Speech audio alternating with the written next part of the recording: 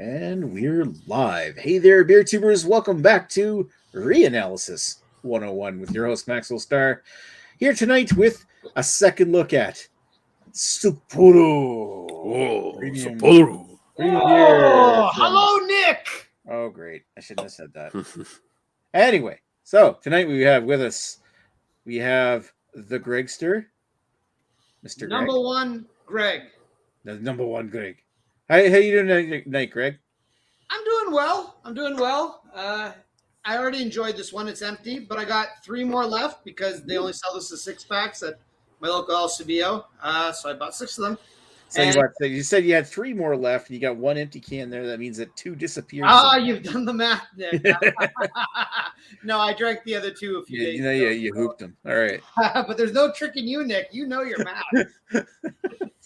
All right. The other one is Mr. Lee of High Tide and Vibe, and they must be destroyed on site. How are you doing tonight?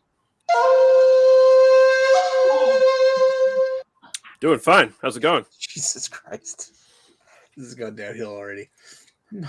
You're correct, sir. All right. Enough of that shit. Let's get back over to Moi for a second, because hey, there's no comments. There's not even anybody watching. So if you're not watching the show, tell us what you're drinking. It's probably a good thing no one's watching this. All right. 5 viewers will do the rest of the show topless. Oh, for fuck's sake. All right. So we last looked at Sapporo 3 years ago this week, November 14th, 2018. We all it was like a middle of the road lager, actually, as far as lagers go. It was kind of on the upper end of the scale, but Lee here, he actually gave it like a 7.5 out of 5 of 10 for the style and a 6.0 for overall. I think there was pretty much a general consensus. So like Greg was 7.0 and 6.0. Yeah. The average came out to 7.1 and 6.2, and we had actually a pretty decent crowd that time. We had 7 people, which was Lee, Craig, the other King of Beer 2, the new King of Beer 2. We had Greg. Holy shit, Rhino was on? The Rhino was actually on this episode. And Ash was here. Ash could make it tonight. And Jamie, back when he used to be a good friend. Yeah, now he's a terrible friend. All right, but yeah, like general consensus is that it's, for style, it was kind of better than average lager, but overall, it was still. I remember it being pretty good and easy drinking when we had it, and I think when I rewatched it this afternoon, you, Lee, had actually or somebody had mentioned it was a bit more towards like the actual Pilsner style than a pale lager. Mm-hmm. But given a little bit of history on Sapporo, it's a 4.9% ABV. Actually, this one here from made by Sleeman says 5.5%. It's a rice lager originating from Sapporo on the Japanese island of Hokkaido. The Canadian version, we just mentioned, made in Sleeman's, so which is owned by Sapporo themselves now. The other thing is that I don't know if anybody has it now. I doubt it, but I think Ontario back in 2018 they still had the curvy aluminum heavy cans that don't have them anymore. Yeah, back then, like Ashley had one. It was made in Vietnam, so he was drinking a Vietnamese Sapporo. Well, that was weird to see. Like, okay, but yeah, we just like I don't know. Like, I can get single cans, but I just decided, well, there was like $2 off it this week or whatever at the NSLC, so I just bought the 12-pack. Yeah, and it's those long 12-packs. It's like the rectangular boxes instead of like the regular 12-pack boxes or whatever. Yeah, that's what I had. Like my can of Sapporo here is my last can from the 12-pack I bought a month ago. Mm-hmm. But I think Greg's got the 6-pack, of course, but he's got the 6-pack of the. Are they 500 or are they 473 mil cans for Greg? They are 500s. Oh wow! Okay. Yeah. All right. So. You get back to. I got a lot of support. letting their secrets get out. So before we get to this, I just want to educate some people on one little bit of Japanese terminology, if I can. Oh, great! What does katana mean? It means Japanese sword. There you go. All right, that was your the more you know. Yeah, I mean, right. it's very much.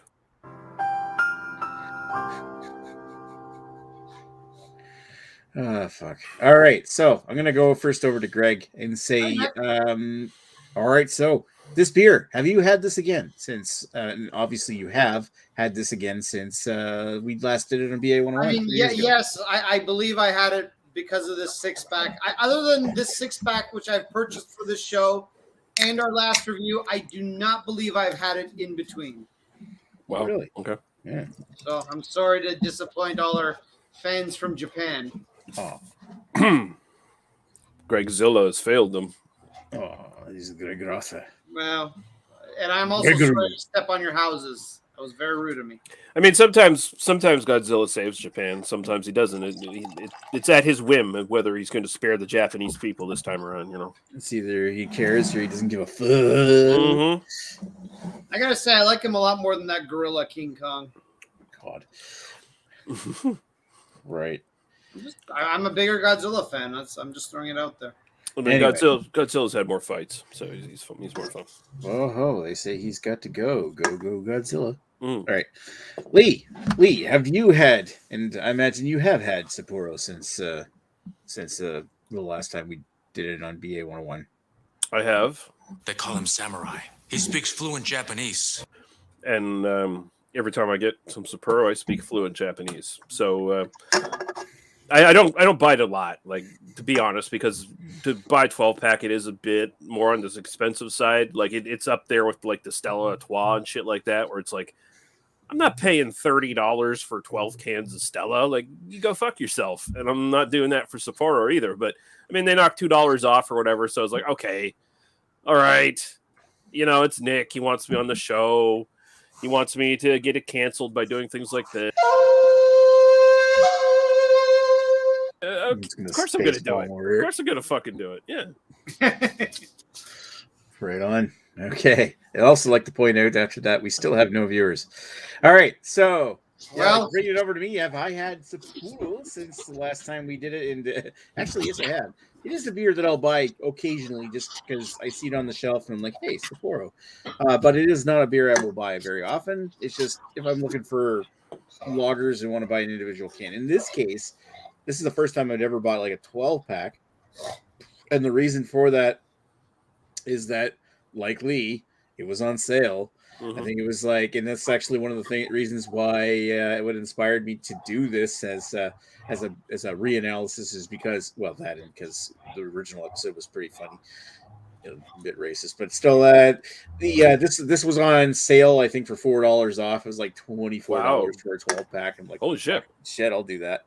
Yeah, and ended up being one of the maintenance beers that we drank while everybody was down for the Quest Pimp's Piss Up. Oh yeah, I remember that. You brought a couple of cans left over in your fridge or something like that. Yeah, I was drinking those. I don't want to say what between, but I was drinking those. Yeah. It was that, and I think I brought you some Trailway Fetch, didn't I? Yeah, Trailway Fetch and this, they were both, good maintenance beers. That sounds dirty. It's interesting how a lot of the local. It seems like maybe it's a maritime thing, or maybe it's something the Maritimes have stole from other people. But like this recent sort of move to making like 12 packs of macro-ish stuff by craft breweries that you can buy as budget beers, and strangely enough they have like dog motifs of some sort for their, because they have the Spindrift taller or whatever here in Nova Scotia too. That's kind of the same deal, but I don't know. Try to fill this show with some filler useless bullshit.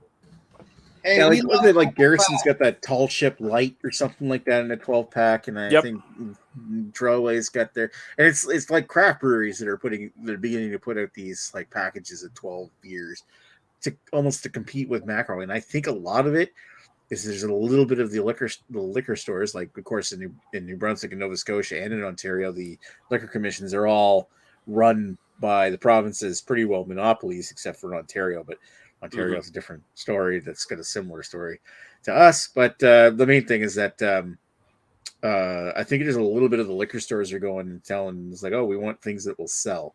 So they're asking for give us lagers, give us seltzers and shit like that, dictating to the craft brewers what to make rather than the craft brewers being creative. And that's I don't like that, but at the same time, it's a good maintenance beer. Propeller's got that too, right? Like they got their prime lager and their prime light, I think, as well, or something like that. I haven't seen that. But at least Propeller, they're a little bit smart about it. Like if that's the case, if that's like pressure from the NSLC, like you got to have like some cheap beer we can sell in 12 packs that will move. At least they put a different name on it, so it's like in a way they're not, marring their brand that they build up with craft beer audiences, So that's kind of smart. I mean, it's speculation, but that's what it looks like to me. And I've heard through the grapevine of shit like that happening. Like, where do you think all these seltzers came from? Mm-hmm. Like, especially in like Ontario, I think a lot of craft beer is disappearing, isn't it? Like, in favor of some of these seltzers.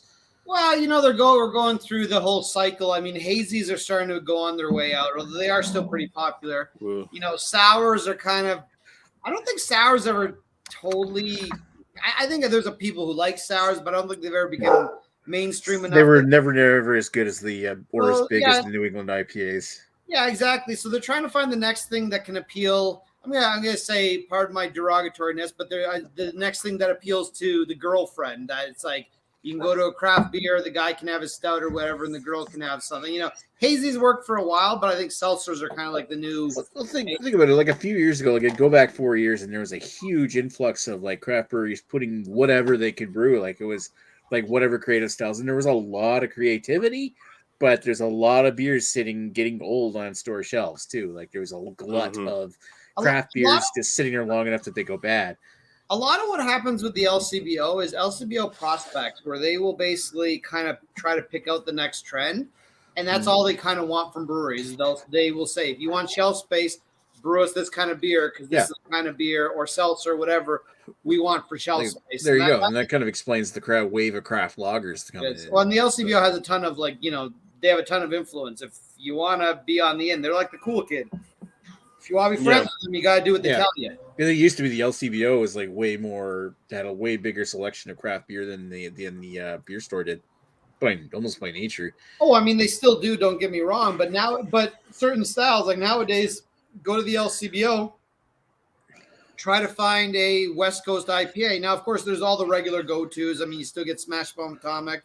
You still get Mad Tom, which I don't feel either one of those beers hold up nowadays. No. But I mean, actually finding like West Coast beers that you want to drink, there aren't that many. Like your selection's limited, where you still have shit tons of hazies. You got more sours than you got more West Coast IPAs nowadays. So it's I see more sours in like it seems like every month, like Propeller and Garrison have like a new fucking some sort of sour something or fruit beer or something that's like vaguely a sour, kind of they're just throwing all kinds of shit at the wall and seeing what sticks. But like the seltzers and stuff, you can kind of get like that's kind of a smart market to go for because like you can hit the people who are health conscious with the fucking seltzers and stuff, right? Like because they're a little bit healthier technically.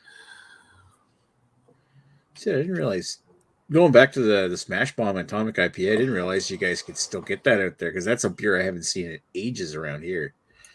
I mean, don't quote me on it. Maybe it's disappeared. Last I checked, I thought you still could get it, but I haven't bought one of those in years. So all I'll tell you is that Mad Tom, it seems like a completely different beer. Like last time I ordered it at a restaurant, it was so different that I thought that they just weren't cleaning their taps and that the beer was just oxidized or something, whatever the hell happened. Oh, yeah. No. Like, it was just so bad. I actually sent it back. I don't normally do that very often. I sent it back. I'm like, there's something wrong with this beer. I got another beer, no problem. I said at the LCBO, I'm like, I'm going to buy a can of this because I'm just curious. And I bought the can. It tasted just as bad. So I'm like, okay, well, obviously they've done something to their recipe. It's weird. It's almost like a fucking amber ale now. Like it's overly sweet. It's not hoppy. Like it's not like it's not the New England IPA, but it's weird. It's basically like a hoppy red now. That almost sounds like what happened to Propeller there for a while, where they were having problems with their yeast strain, especially if they're double IPA or whatever. I remember that. I remember the double IPA used to be freaking good, and then all of a sudden it got all kinds of cotton candy in it. Yeah, it's fine now again. Like they got a hold of their. They got on top of their yeast problem or whatever. That was like it wasn't eating enough of the sugars, Yeah, and everything came out sweet and weird tasting. I remember that because I remember going down to Nova Scotia and buying a bunch of bottles and being so excited. I'm like, I got some of their fucking double IPA again after having that last awesome bottle. And I'm like, this tastes like shit. Yeah. Boxing Rock had the same problem a little bit with Vickers Cross. Yeah, for a while. I assume it was probably a yeast problem of some sort because it went really sweet for a while. But I haven't tried it in the can yet. We got it in the cans now. I'm very interested in getting on top of that. I almost want to say that I think maybe that's here in New Brunswick, the Vickers Cross in cans. Oh, really? I might be wrong. Apparently I'm wrong. Oh, okay. Well, I need to at least incrementally make up for all like the beer mails I owe people. So I need to get on it and fucking start sending some beers in again. So maybe that'll be one. I'll grab a bunch of cans of that and send it out to some people who want to do a BA 101 on it. That'd be cool. I wanted to do a BA 101 on Vickers Cross. Because I remember when Vickers Cross came out, it was like a whole new level of double IPA from the Maritimes. It was like nobody was making stuff like that at that time. I mean, there were double IPAs, but Vickers Cross was just another level. It was pretty much just Garrison and Propeller. So yeah. Before that, I mean, and then all of a sudden you get like breweries popping up like mushrooms around 2015. I don't even think Garrison makes their Imperial IPA. I don't think they do. Like they got that juicy double IPA now, and the juicy ones. And I remember that the original like Garrison Imperial IPA. I used to buy that on a regular basis because it was a punch in the face of hoppiness. Yeah, big piney grapefruit. Yeah, it was fucking great. I missed that. It was like my first experience with really hoppy beers. And at first I hated it. The first time I had a bottle of it, I dumped it down the sink. But after a while, I just started buying them. And then after a while, I just had one on the go almost. Yeah, all the time, just as a beer, and then it disappeared. So I want to mention something about Sapporo. I was like, I need sound clips, of course. So it's like, what do they have for commercials? And it's kind of funny. Like Sapporo, they do a bunch of different things. Like they got different divisions of their whole company, I guess. So you got like the Sapporo noodles and shit. Oh, really? So if our Sobeys, for instance. Yeah, I knew there was Sapporo noodles, but I didn't know it was the same company. I think it has to be the same company, right? Sapporo is the name of the town it's from. Oh, maybe it's not, but like it seemed like maybe it was like because the font looked similar and shit on the Sapporo noodles, but like they call their noodles like a Sapporo Ichiban, Sapporo #1 basically. This was what Ichiban means, right? So it's manufactured by Sanyo Foods. Sanyo Foods, maybe they the noodles is. Oh. Or Sapporo is one of the largest breweries in the world. I don't know. Sapporo Ichiban. #1 noodle. But anyway, like Sapporo's got some cool beer commercials too. And I do have like one little clip from one of their beer commercials. I cut it down a little bit if you want me to play it. Sure. I just think it's kind of neat.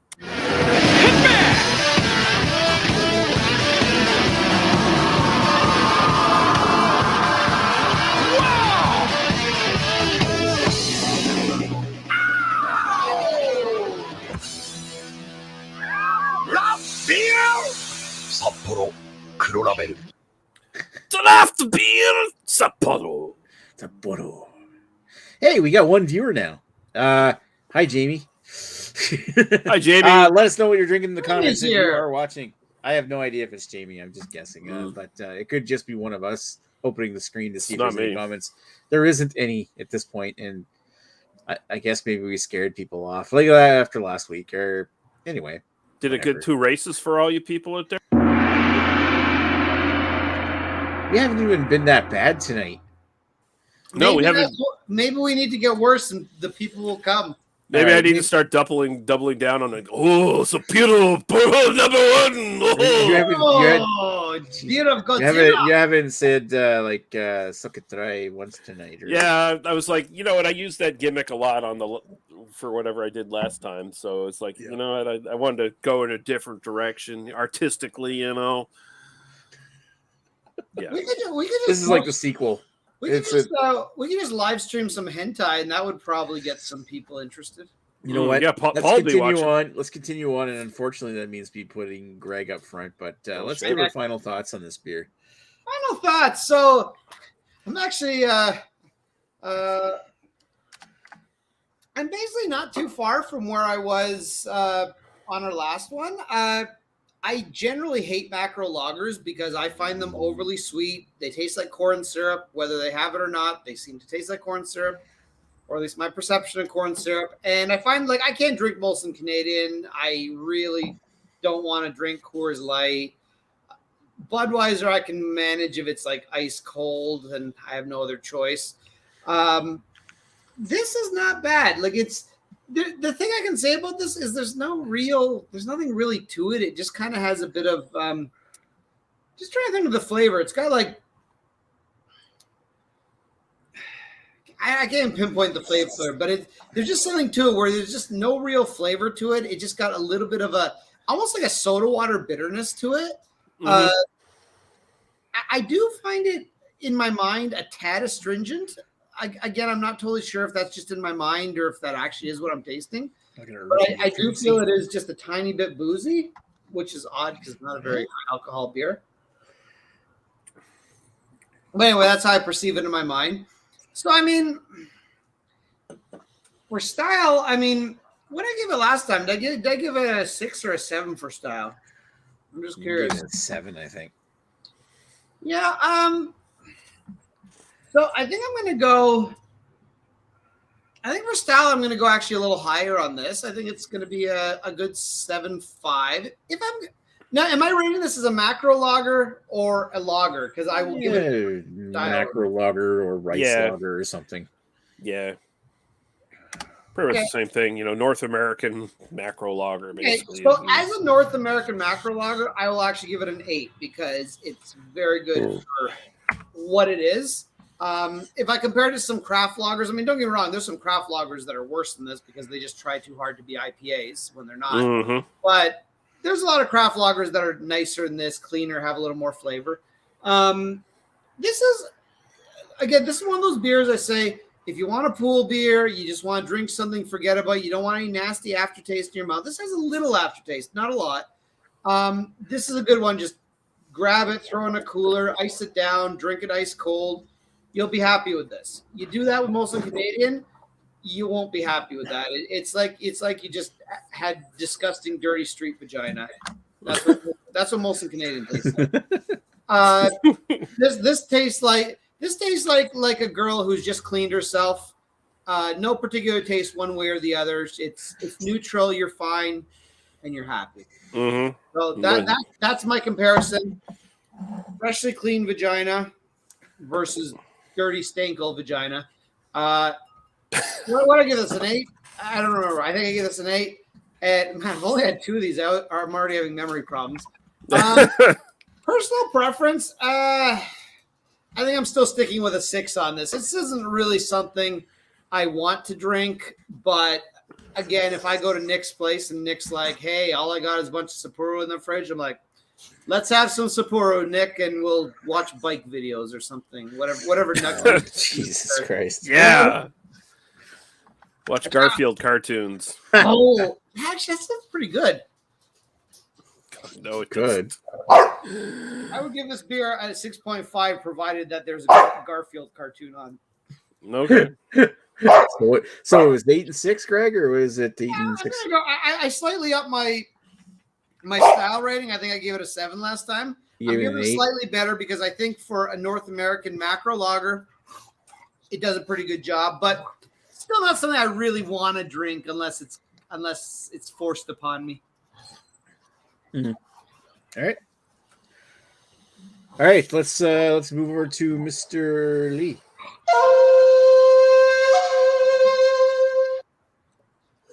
I don't know why that happens. It must be my innate Japaneseness that You look pretty Japanesey. I feel like I'm kind of enjoying this a little bit more than the last time. I did rewatch the one we did 3 years ago.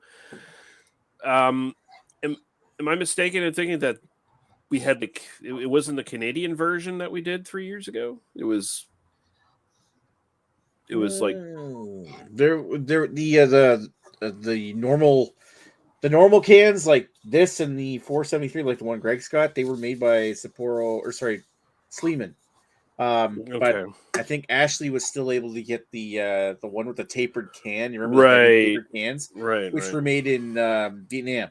So Ashley was the only one on the panel who was able to get one of the Vietnamese cans. Yeah, I think we rated it marginally higher than the one stuff we get, but he averaged the ratings out or some shit. I don't know. Right. So I don't know. I'm just kind of enjoying this a little bit better. Maybe it's just the conversation and camaraderie tonight between you two gentlemen. But it's like we're World War II buddies. Yeah, I mean, hanging out in Pearl Harbor. It's just like that. We have gone through so much. Like, we know the struggles of World War II soldiers. That, I mean, you know, happy Remembrance Day, everybody. Yeah. No, but I'm kind of enjoying this a little bit more. I wouldn't say I'd knock it up for style anymore. Actually, I'd probably knock it a little bit down for style, because Greg's right. Like, it is kind of like just neutral. Like, there's not a lot going on. Like, it's dry. It's not overly sweet, which is kind of the biggest plus it's got going for it. Yep. But I enjoy it. Like, it feels a little less Pilsner-y to me this time around. I think maybe that's in part because I've had some fucking really baller fucking craft Pilsners made in this region in the last few years. That has kind of changed my view a little bit on what I expect when something's like slightly Pilsner-y, you know. But my personal enjoyment, I think I'm going to knock that up to a 7.5. So I'm going to have a 7 for style and a 7.5 for personal preference this time out. I would definitely buy again, especially if it's on sale. So, in other words, an acceptable beer if you're just looking for something to drink. Biru Ichiban Sapporo. You know Thank what? you, If bitch. it was a German beer, I'm sure you'd give it a 9. Thank you, bitch. Pour the Sapporo on your titties. Thank you, bitch. Finish this dry. Mm-hmm. All right, let's bring me on after all that. I'm actually gonna bring the numbers down because I don't like it as much as I used to.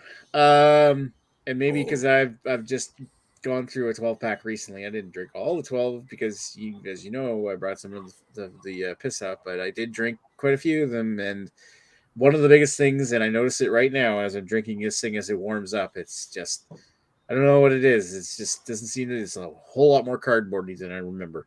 When it's really cold, it's inoffensive, neutral, like you were saying, mildly sweet, a bit earthy in the finish, and a little hint grassy. As it warms up, though, it starts to come out a lot more cardboardy, and I think that's a lot. It's like using extracts instead of like real hops and shit. As it warms up, it almost gets so cardboardy to the point that it tastes like I'm drinking a non-alcoholic beer. And I would say, like, recommend drinking this thing ice cold. Don't let it warm up, because otherwise it starts to taste like garbage. I mean, I don't hate it, but I'm definitely knocking off some points now. And I gave it a 7 and a 6 last time, and I'm going to give it a 6 for style and a 5.5 for overall enjoyment. I'm not going to fail it. I think it's acceptable to drink. Somebody handed me one of these, and I'm like, yeah, all right, drink this Sapporo. And it's still very well likely I'll probably buy this again, because I've actually been looking at the 4-packs that they have in like the cans that are all wrapped up in plastic. I'd probably buy a 4-pack. I don't know if I'd go all the way out and buy a 12 again. I'd buy something else first. And you know what? I'm drinking this, and maybe again, like you were saying, Lee, you've been drinking some baller pilsners from around the area. I've been drinking a lot of like Moosehead Bloggers lately, so I would gravitate towards that first. Hi, Arnold. So yeah, for me, six for the style, overall enjoyment, 5.5. All right, actually makes the math easy this time. All right, so we actually have comments. Mm-hmm. Let's celebrate that first.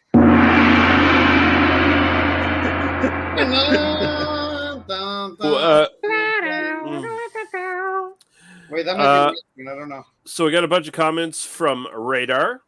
First off, he says Sapporo, and he says for side cartoons, Far Side cartoons are way better than Garfield. I guess is basically what he's saying there. Fuck you. And he says on paper anyway. Well, yeah. Okay. Yes. Yeah, it's the medium. Okay. Then he goes and says, extract, quote unquote, Nikolai Lozencroft. And then he says 2 viewers equals Lady Lee not here. Yeah, that is the sad truth That's of her existence. Actually accurate. Mm-hmm. And since I think Radar is a little late to coming in and watching this, so I think I got the right button here. Just hold a second here. What does katana mean? It means Japanese sword. There you go, Radar. There's your lesson for today.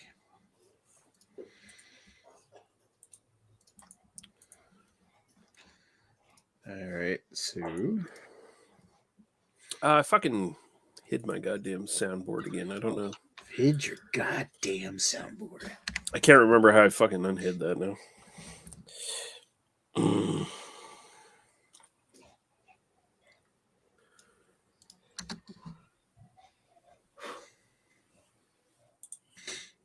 All right, well, I'm going to show the final scores, which are oddly enough, the last time we gave it a 7.1 and a 6.2. Now we're giving it a 7.0 and a 6.3. So it's really not that far off from before. Not too far off. We're pretty consistent. Yeah, this is pretty consistent. That's actually pretty good of us. Of course, we have a limited scope tonight, so we only 2 people showed up. Hey, but really, if they don't bother to show up, their opinions don't count. Mm-hmm. Really, we have the best opinions anyway. Us three, I guess. Also, I'm just going to say they probably hate other cultures because those are the kind of people that we deal with. Very rude. Very rude. And bad friends as well. Terrible friends. I don't know why we tolerate them. Yeah, well, it's because we don't have any other friends. Yeah, that's the truth.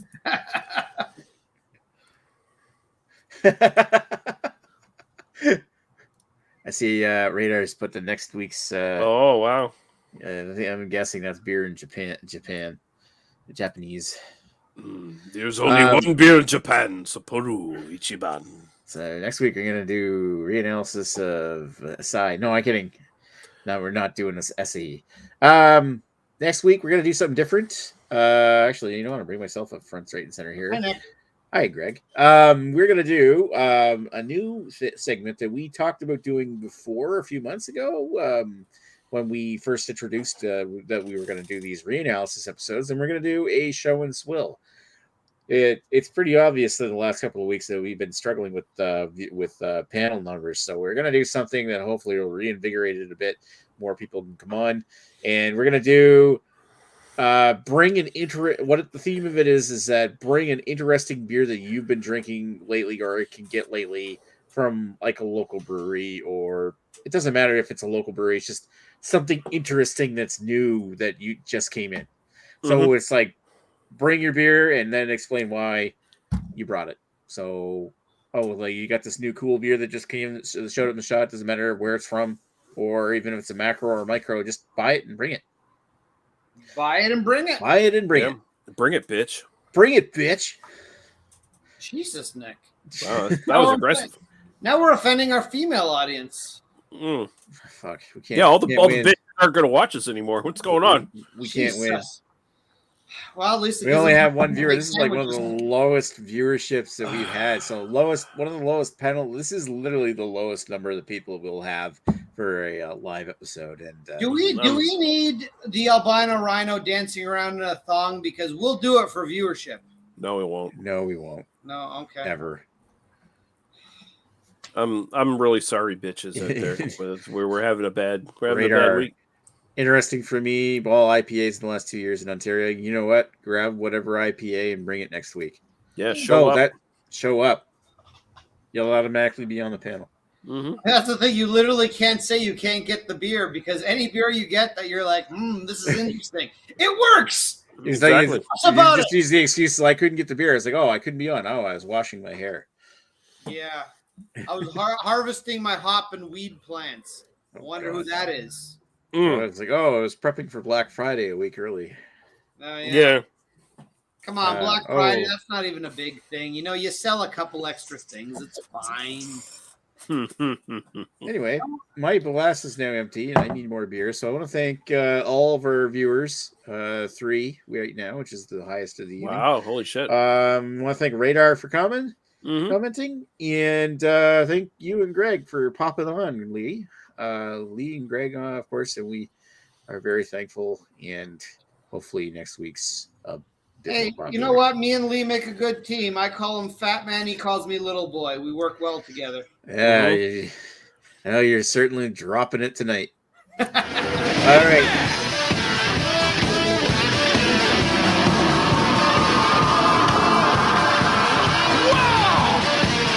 Have a good night, folks.